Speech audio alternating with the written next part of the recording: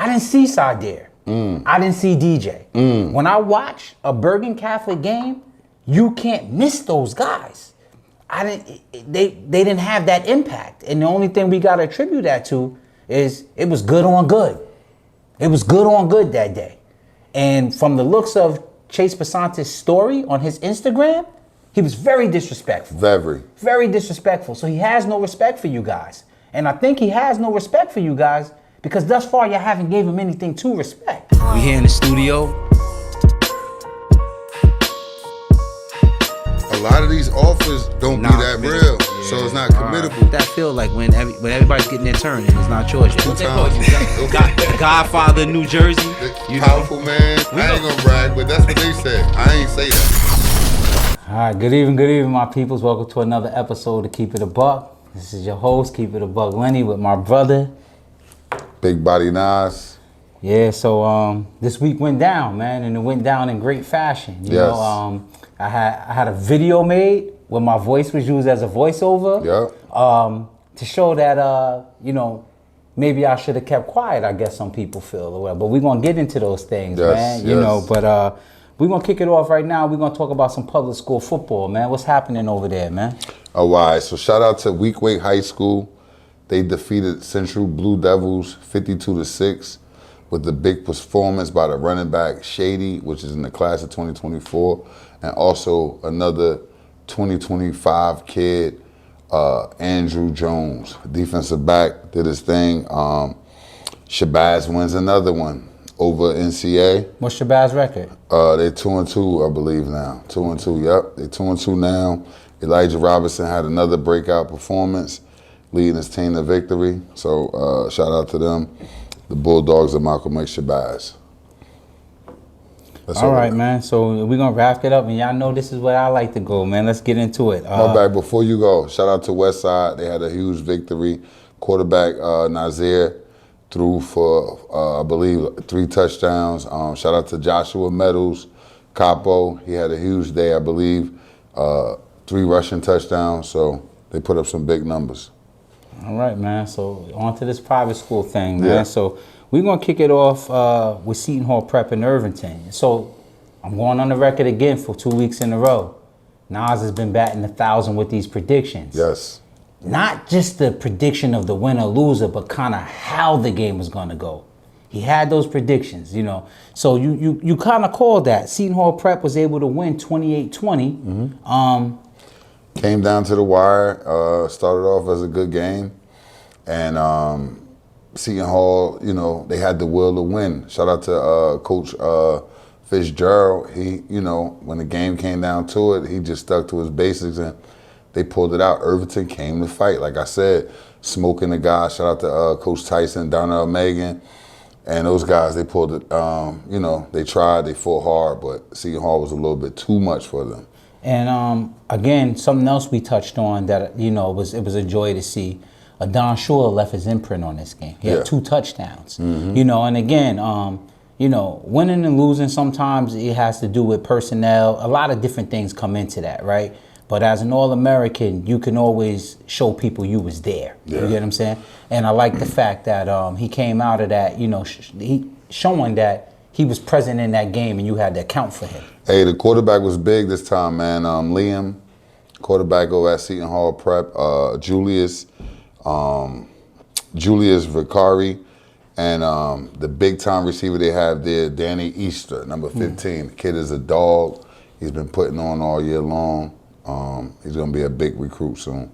Yeah, man. So, you know, shout out to Seton Hall Prep on pulling out a tough win. Shout out to Irvington for bringing it, making them have to earn everything they got. We know the dynamics and the difference of, you know, resources that you guys are allowed. So, you know, you played that game. You fought valiantly for what it is. You know what I'm saying? But, you know, on to the next one. So the next one was interesting because, again, Big Body Nas is batting 1,000.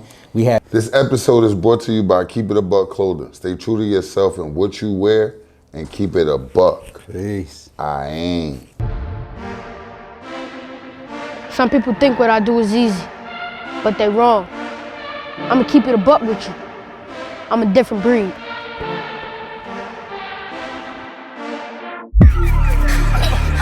Now, from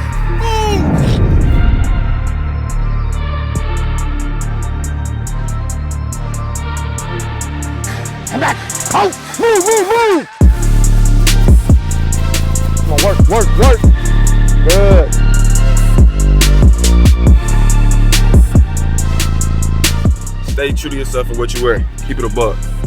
Yes, sir.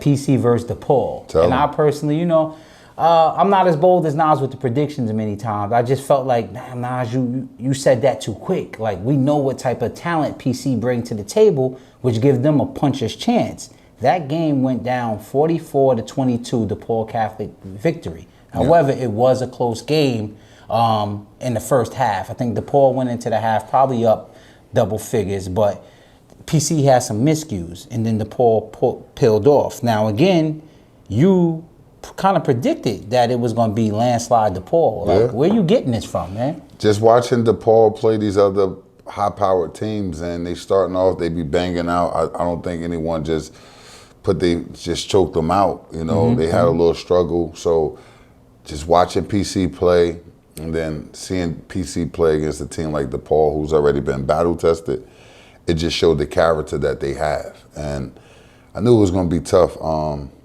PC had a bright spot, and Xavier Williams, number 22 kid, had a breakout day, I believe. And He had a touchdown. Yeah. They got a nice back over there, PC. I hate that I don't know his name. He's a running back. He's about 6 feet, 6'1", 210. Number 4 probably.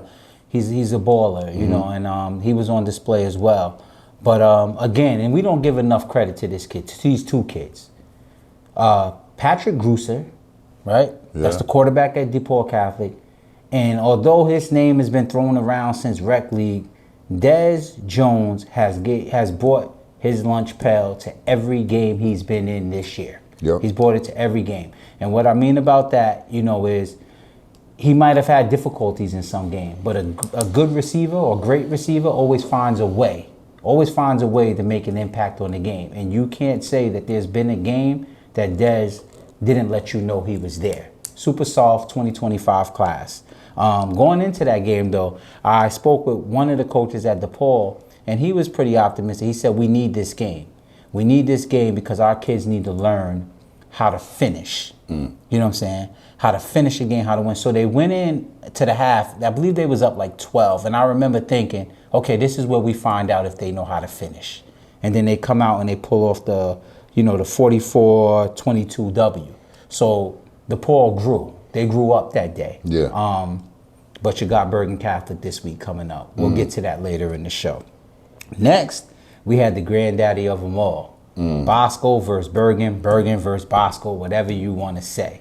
Now, we stayed away from that game. Yeah, and Big Body Nas again, he said, although everything says this should be a Bergen landslide, Bergen Bosco has no rules. I'm going to stay away from it. When you see a guy like Sabella on that sideline, the mastermind behind it all, him leading his troops and properly preparing them, it's hard to beat a Sabella coached up team. What I want to add to that is on top of, and this is still credit to Sabella as a coach, but what I saw Saturday that was so reminiscent of things I saw in the past with Sabella coach team. Shout out to Coach Tanza because you are the defensive coordinator and you are a big part of that plan.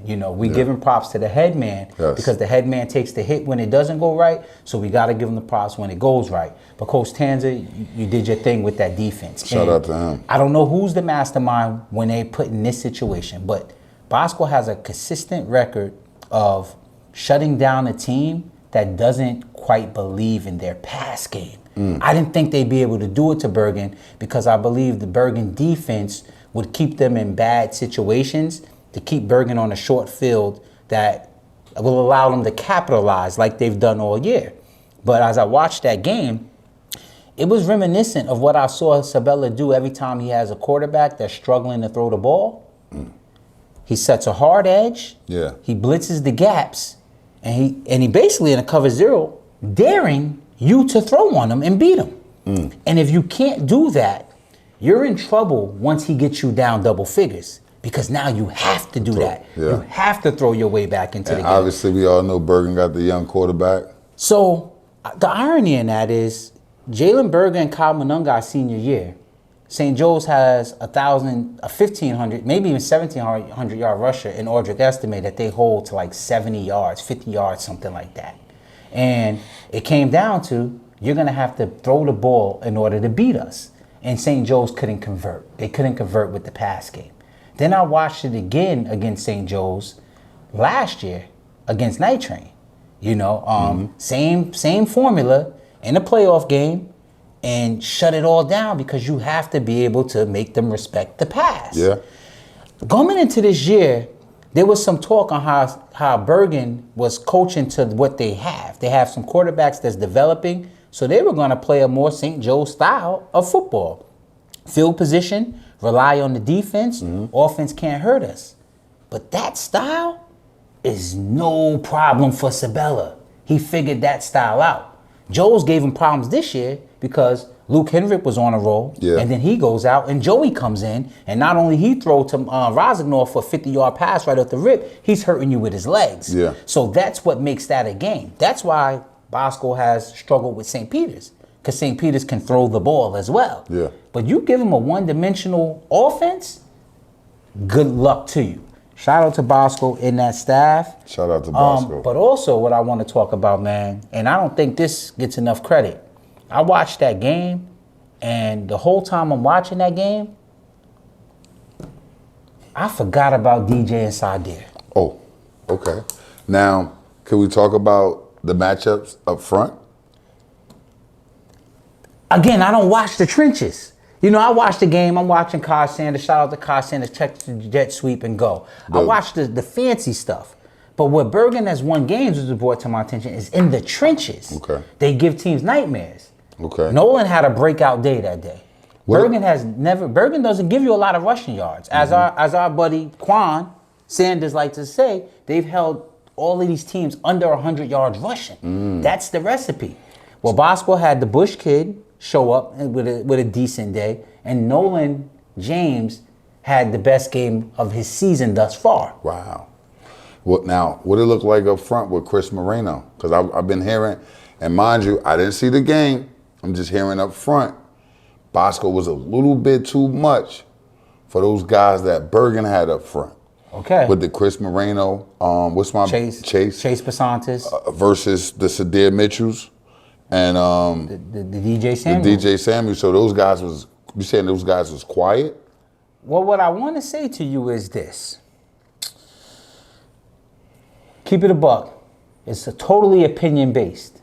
But it's up to you to change our opinion. See, that's the beautiful thing about this show. We can say what we think, and then you can go out there and play and make us what we think is irrelevant. I didn't see Sadir. I didn't see DJ. When I watch a Bergen Catholic game, you can't miss those guys. They didn't have that impact. And the only thing we got to attribute that to is it was good on good. It was good on good that day. And from the looks of Chase Pasantis' story on his Instagram, he was very disrespectful. Very disrespectful. So he has no respect for you guys. And I think he has no respect for you guys because thus far you haven't gave him anything to respect.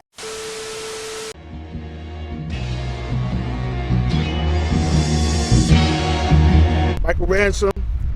Instagram is Top Flight Michael. Also Top Flight Legacy on Instagram. We have a full service luxury car transportation. We have SUVs, Cadillacs, Yukon Denali's. We have the luxury Sprinters. And we also have the access to the party buses. Anytime, any place, any people want to go, give us a call, give us a shout, and we'll take care of you. We hop in the vehicle in a moment's notice and travel up and down, but we actually take trips out, out a little further, wherever people want to go. Like I said, I always say, if it was a bridge in Hawaii, we would drive you there too. You know what I'm saying? We got a full team ready to assist you in whatever you need.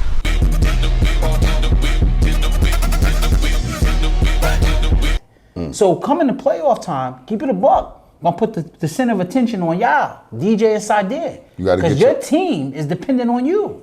You gotta get your butt back, guys. Playoffs. Gotta get your butt back. All right, so that's that, man. We're not gonna ride any hurry on that. So now we at the one that everybody wanna talk about. Because this was a lot of smoke coming up to this shit, Nas. And I wanna be clear, y'all, because I'm getting Jaden Bonsu's dad jumped on my page and said you knew what you was doing and all that. I didn't do nothing but answer this brother. This brother brought it to my attention and said some things was gonna go down, right? Yes. So let's talk about St. Peter's and St. Joe's game, man. I'm gonna let you get into that. I was live. The atmosphere was beautiful, but I just gotta let this brother here, Lenny, know. Like he said, I've been on point with this picking up the games and everything like that, and player matchups. It was one particular, or we could say two. Zion Fowler. Shout out to his mom, dad. They wanted to let me know the proper pronunciation of his name, because I didn't say his name last time. Zion Fowler. Pitt commit. Kenyon Massey. Kenyon Massey. By far, best wide receiver duo in the state. All right? These guys You want to make me say that? No, I need you to say that. Okay, let me get the camera. Okay. Zion Fowler and Kenyon Massey is absolutely the best wide receiver duo in the state. Now, I don't want to disrespect Red Bay Catholic because I know Najai is down there and they got a junior that's getting a lot of attention. But that I saw, and I knew this going into the game, that they were the best wide receiver combination in the state. Go on, bro. Got you. Shout out to the young kid that's at St. Joseph's of Montville, Jameer Joseph, number 3. They had another kid, number 1. Jovan Williams. Jovan Williams is dog. And St. Joe's was actually smart. They took Yasin Willis, night train, and put him on defense. And he was shadowing Kenyon Massey. And to see that was smart. That's like brother on brother. So it's like, you ain't gonna beat me. We do this over and over in the backyard type of thing. But the moment they got night train out of there and those other guys had to cover, those 2 kids I named, and shout out to Jameer Joseph, because it was looking like Lenny Way a little bit until where grown men do grown men things, came up big in the 4th quarter. Zion Fowler. Pass come from Champ. Coach Champ. Coach Champ. Sorry. Let's get that right. Coach Champ. Cool as the other side of the pillow. Delivered that strike, went up over it. You could just see that kid was a senior and he was seasoned and he wanted that. That's what I saw. Then you could see Kenyon, he wanted that more because he was back playing at St. Joe's. He had to have that.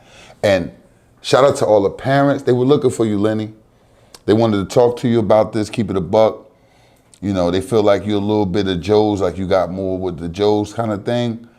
But they definitely wanted to let you know Prep had something in store, and they was coming out of there with that game. And I didn't know that Prep haven't won there since 1989. Wow. And before I get off track, I've definitely got to say something to the guy with Flaherty. I know we get on this game a lot about not running the ball, and he started the game off 2 drives in a row, passing. But when it count, you could tell the difference. He actually gave that ball up a little bit. He trusted the running backs a little more. And I feel like that type of running that type of game, it opens up for your receivers. And those kids came to play when it counted. So shout out to the whole Prep fam. Let's get it done next week. Okay. Now, for my spec on what was going on with the Prep St. Joe's game. For starters, let's recap how this whole prediction thing came into play. We did as we usually do. We went Publix. We went private games. Okay. Then we went upcoming games and we went picks. And then we got to St. Peter's Prep. And Big Body Nas said, let's talk about Zion Fowler and Kenyon Massey against the young boy.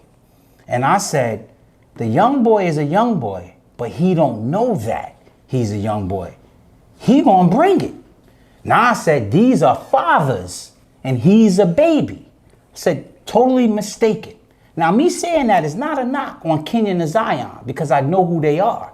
As I talked to Nas off the screen, I said last year, Big Body Nas gave the same predictions for his son Amari when he was sticking them. Why? Because when you the big dog and somebody's trying to earn their place at the table, they got to take the big dog food. And you got to bring the attention to that situation. So it was never about Zion or Kenyon ain't who they are. Okay. It was to make sure you understood who Mr. Joseph was. Now let's go into it to really get into who is Mr. Joseph. Okay. Okay. Kenyon averages about 11 receptions per game. Am I correct? Right. He had 5 this game. He averages over 120 yards per game. But it wasn't Jameer Joseph Gardner. I let you talk, brother. Okay. I let you talk. You got it. Step back and let me do what I do. Okay. He had roughly about 90 this game. Zion, I'm going to let you talk. How many receptions does he average per game? And you can just shoot off your hip. I'm going to say about 10, 12. Okay. He had 3. They was in a clutch, but they had 3 receptions. Kenyon had 91, Zion had 80-something yards, right? Yeah. That's a pup. And it just makes my point. Zion is a dog. Kenyon is a dog. They're the 2 of the best the state has to offer. But as I said, young boy came to play. He didn't come to take part. He came to take over. Right. I apologized to him for putting that mark on his back. I said, I apologize to you, bro. Nas got me rolling, and I was just talking. He said, nah, you know what I'm saying? Nah, I just got to get in my loop because I got to be who I say I am. Yeah. You know what I'm saying? And that's that. There was no disrespect to the receivers. You get what I'm saying? And to make the point even more valid is you played a team full of sophomores, and you celebrated like you won a championship. So, Yes. At the end of the game, I watched the videos. Oh, it's Lenny. I mean, they were down 17 points. That's my point. In the fourth quarter. What father gets down 17 points to the babies? It's Big North football. Okay, and that's all I was trying to tell you. It's Big North so football. So now you're repeating exactly what I needed you to know. But what I just wanted you to know was it was in no way on God's green earth that kid was going to stop him for 4 quarters. Nas, but that never was the argument. Your argument was he's a father and they're babies, but right? He did that. So here's my thing. All right, so look, let me just say this. See, now you interrupted my bill because this is going back and forth, and I didn't do that to you. All right. Okay, so if you're a father, those fathers have shitted, excuse my language, y'all, everywhere they've been in this state, St. Joe's, Philly, I don't care where you put them. And don't forget, St. Joe's, Philly got a 5-star cornerback. Yeah. And though they blew prep out, they didn't stop nothing with Kenyon and Zion. You get what I'm saying? Gotcha. So my point is valid in saying, young dude is really somebody here to play. He didn't come to just be shitted on. No, excuse my language. We give him that. So that's the number one point. My point was never he gonna shut them down. That's impossible. Yo, do you know LeBron James is the MVP? LeBron James was the best player in the NBA. Kawhi Leonard got an MVP for holding LeBron James to a triple-double. Do you know why? Because when you're great, you're going to get yours. But they say, damn, he made it hard for him. You know what I'm saying? Michael Jordan. If you hold Michael Jordan under 30, you did a great job. Because you know you can't stop him. You just got to make it more difficult. So when you're a great player, you're going to find your spots. You're going to get yours, right? I agree. But the difference is when nobody's in front of you, you're going to get it at will. It wasn't at will. Can we agree on that? We agree. And I gained a bigger respect for Jameer Joseph because of the last Keep It a Buck. It made me pay more attention to him. And he's a physical big corner. Only thing I'm saying is when that game was on the line, those guys... They wanted it more. That's all They wanted it more.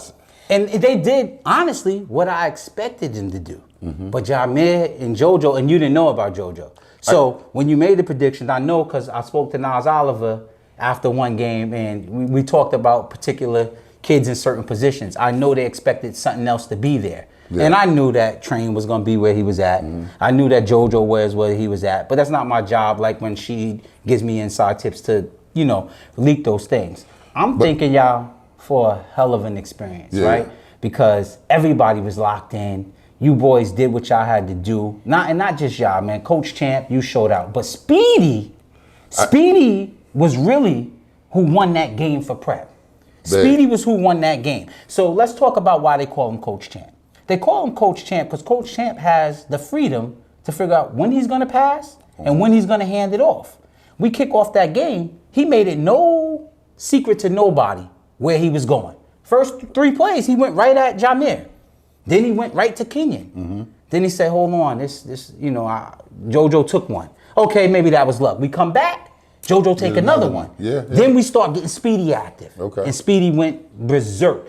Shout out to you, man. Shout out Jaden Klein to Jaden running fine. Jaden Klein running what he fine. had? 23 carries, 168? 168. And but I have to shout out also, it was a kid, number 23, on St. Joe's.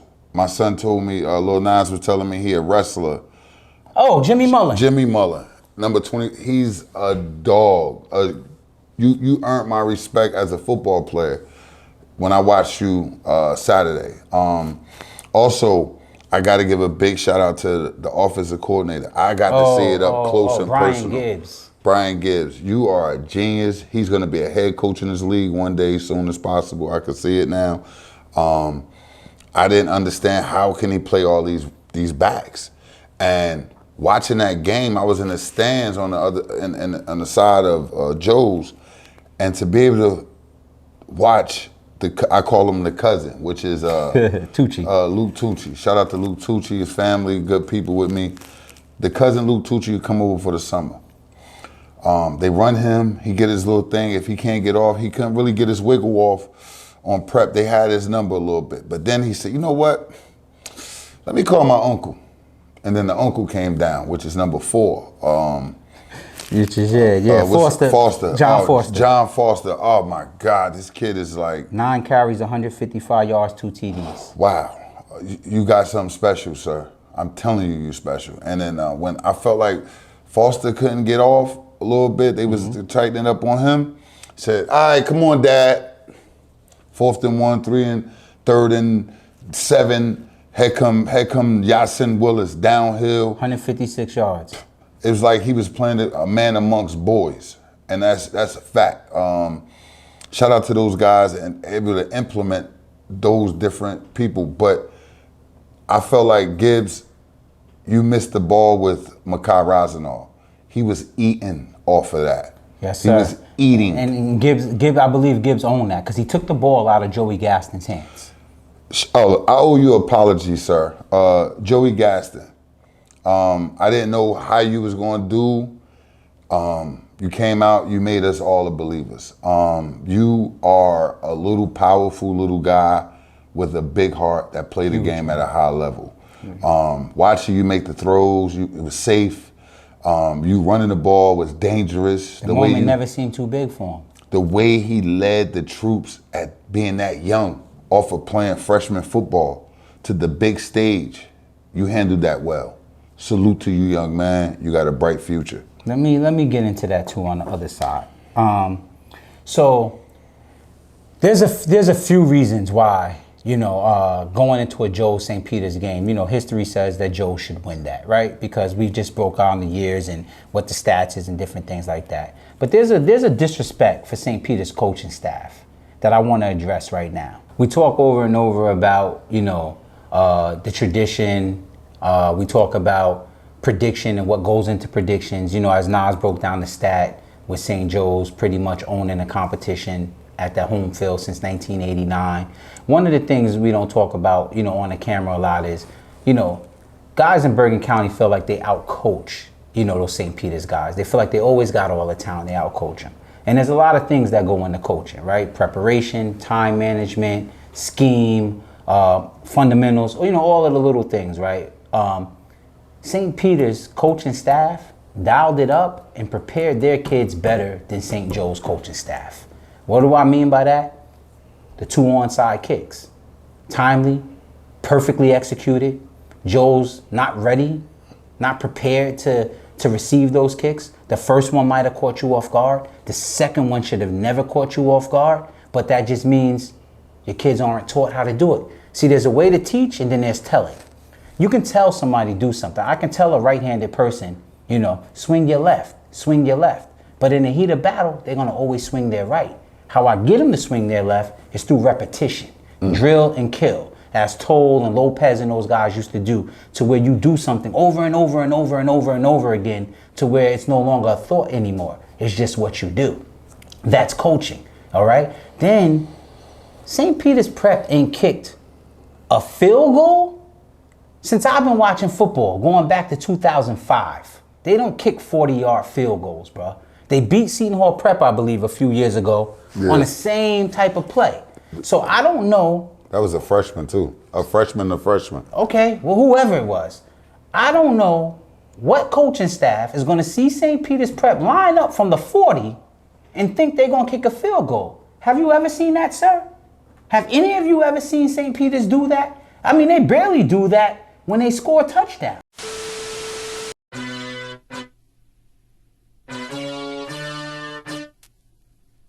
Vance Matthews, been with Test Sports Club for 6 years. One of the senior performance coaches, working with the combine staff, everything football related. A couple of our alumni, Joe Flacco, obviously one of the greats. So this is our all-time leaderboard for combine and pro day. So we've had a ton of success here in the past, and looking to keep knocking guys off the list as guys get faster and guys get better.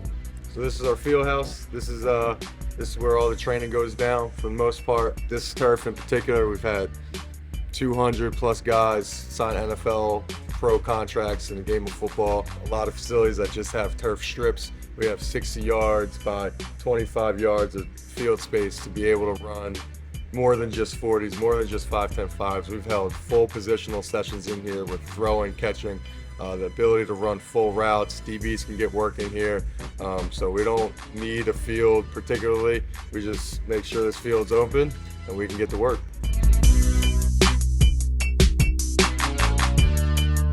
Let's go back to Bosco and the state championship.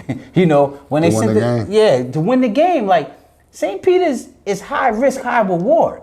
So coaching would say, how prepared were you for that? When I see St. Peter's line up, I'm going to say, hold on, Nas, let me get my ahead, I'm going to say, timeout. Let's count them up, y'all. Because I can live with them hitting a 40-yard field goal. I can't live with them hitting me over the head on 4th down and super long. Do you see where the receiver was at, lined up at? It don't matter where. You got to count them up. No, he was lined up by the sideline. coach. Yeah, by the sideline. That's the dun-dun-dun. That's the dun-dun-dun. Like, we see that on Instagram and TikTok films. Okay, so shout out to St. Peter's Prep for drawing that up, okay? And then down the clutch, you score 2 touchdowns negated by penalties. Now, I'm going to go on the record to say JoJo with the block was not a hold, right? Because when you hold somebody, they don't fall on their back. You hold by keeping them to you. You don't push them down and hold them to the ground. So that is controversial, but the offsides, all of that. But St. Peter's had about 5 PIs, and I don't think they didn't deserve all them passing. Absolutely, you watched it from the game. When you watched it on the TV, dude was holding on for his life. Like, and again, respect to everybody, somebody kid. So we're not here to do that. No. But so I just want to give a shout out to St. Peter's for out coaching Joes. And what I want to say about that is the game of football teaches us many lessons: accountability, teamwork, find a way. It's a lot of sayings, mantras in football. What I like to do is I like to see the adults start displaying what you teach to the kids. Accountability. When you say, that's not on y'all, that's on me. Yeah. I understand sophomores. I understand young bucks. I gave that all y'all got. That was on me, that I'm on the 1 yard line, not taking a timeout and let 40 seconds run off the clock. And you don't go with train? Yeah. You go with the young boy? Yeah, that was on me. Somebody has to own that. Somebody has to own the fact that I got y'all 5 yards back behind the line for when you kick, to where we susceptible to onside kicks. Somebody has to own those things. You get what I'm saying? And I like to see the men stand up and say, boys, I let y'all down and it won't happen again. So that's just something I wanted to put out. But you had something you wanted to say in regards. I do, because we mentioned all of the receivers, and what I mean by receiver corps, it's one kid I didn't see since the first game of the battle at the beach, and that's the kid number 6, Hassan Moore. That's a kid I was afraid of. I'm going to be honest with you, because we talked about Kenyon and Train, but before Kenyon got there, it was Hassan. And I said, okay, I know JoJo's going over there. You get what I'm saying? I know what they're going to do with Train, and I know there's Jameer there. But then you pointed out, those linebackers got to cover somebody. And I'm like, it's too much holes in the boat to fill. Yeah. And where is Hassan Moore? I'm trying to figure it out now. I feel like we got to get Hassan in as well. So is he on the team still? He's on the team. He played some reps in the Joe's game. He was on defense. He actually made a tackle on Yasin, and obviously that's brother on brother. But I would love to see Hassan Moore of the offense because he's another weapon to the team. I don't know if they're having problems with getting him in with Kenyon and all the other guys, but I feel like with him a part of that lineup, it's like St. Peter's Prep is really lights out. Early on in the year, I remember against St. Augustine, he was there. Yeah, he was there. And they were successful with it. But now they get back another receiver as well, the speedy guy, number 7. I don't know his name off back, but he another one that returned. And I'm trying to see how they going, how this offense going to go. They got a lot of weapons. Speaking of weapons, we talked about off the camera, man, but I want to give a shout out because I believe this kid's play was so pivotal in the game because they needed it. You can give me a last name. Receiver, Dallas. I don't know his last name either, but he did make a big catch. That diving catch Yes. was life-saving. That was life-saving, you know. And again, I know we give him praise. I just want to shout out Coach Champ again, man, because you took chances. You took chances, and you can't win unless you're willing to lose it all. And you took chances down the clutch. Champ Long, Merlin commit, man. Yeah, so that's what we're gonna go in about St. Peter's Prep, man. Yeah. It was exciting. Parents, I would love to be there, so you can holler at me, but you just gotta know, like we always say, keep it a buck is solely our opinion, and our opinion gives you the opportunity to prove us wrong. Have us come on that camera and say you proved us wrong. Hey, shout out to my man Ryan Adams, Pops. His dad, he just wanted me to let you know that do not count St. Peter's out ever. He just wanted to let you I know hear that. I hear that. But you got to stick to your word now, because I'll holler back. All right. So moving forward, this week's games, man, we're going to talk about this week's matchups, some interesting matchups. Then we're going to go on to the Zone 6 tournament at MetLife Stadium. So let's get it rocking. We got PC versus Del Barton, man. What you got, big body Nas? He's batting 1,000. Let's go. I'm going landslide. Del Barton, one of the best 0-3 teams in our state. Did they win this week? I don't know. I'm sorry. I'm not up to date with Well, it. if not, they'll definitely beat PC big. And with him giving that prediction, I gave him some kickback last week simply because PC is a very talented team. I'm going to shut my mouth. I'm going to shut my mouth on that one. Okay, let's go.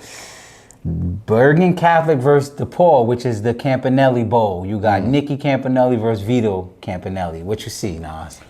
Bergen getting their butt back.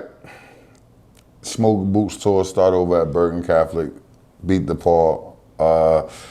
I'm not going to say it's a landslide because you never know with these Campanellis. They know each other very well.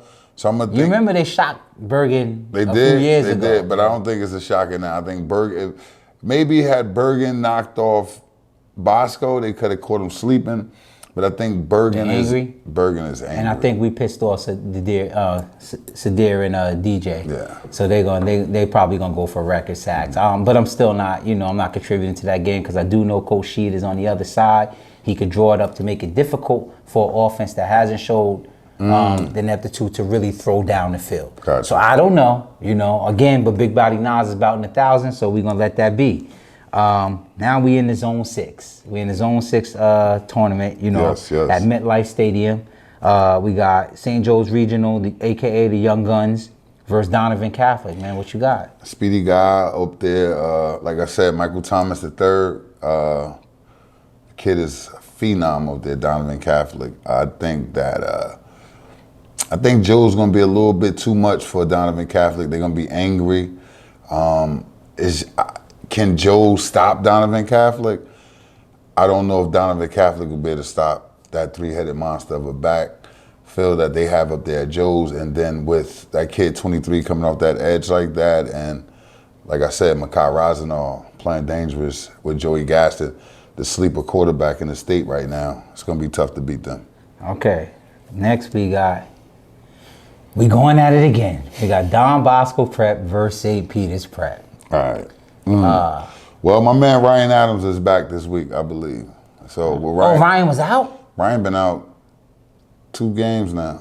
I'm gonna be honest, that's my favorite player on St. Peter's Prep. Even though Pops is talking slick, I'm still state that on the record. Nah, man, he's the technician. I feel like he's back. That'll bring another, tough defender on that defense with them. Hopefully we'll see Hassan Moore a lot this week. Let me at him, Nas. Let me at him. Go ahead. What I want to see, man, I want to see Jalen Klein, a.k.a. Speedy, versus Nolan James. 2 class of 2025 running backs that set the state on fire all through youth football. Yeah. Kind of been forgotten about, like they ain't who they are. Both of them had big games last week, pivotal in helping their team win big games. And games, you can say St. Peter's is supposed to win the game coming into the game.